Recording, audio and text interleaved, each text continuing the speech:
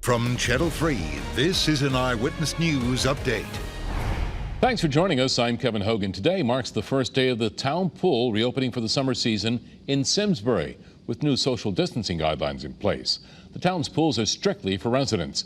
We learned the facilities are closed to out-of-towners to adhere to the capacity levels.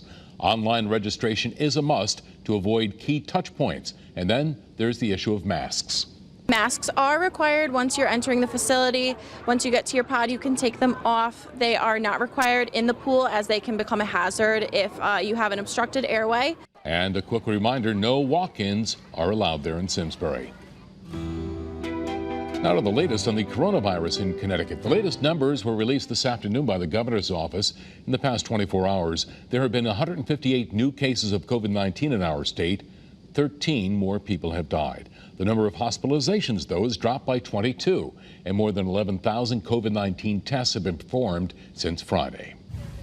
As the fight against COVID-19 continues, health experts continue to stress the importance of masks. And earlier today in the Elm City of New Haven, volunteers did their part to make sure everyone had a mask. A special mask giveaway event was held. Volunteers gathered in the field of the John C. Daniels School to distribute over 20,000 masks to members of the community.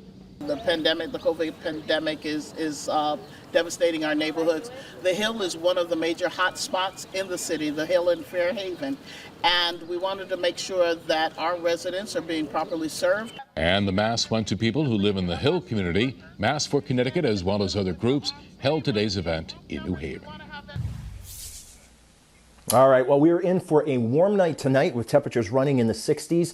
There'll be some patchy fog as well, and it'll look muggy. As we look towards tomorrow, the mugginess will continue. We'll otherwise have a partly cloudy sky, and highs it'll be anywhere from 87 to 88 in Hartford up to Enfield, to the lower 80s along the shoreline. Right at the beach, I'd count on 70s, though.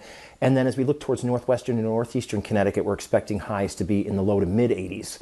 In your early morning 7-day forecast, we've got a string of hot and sunny days Monday, Tuesday, and Wednesday.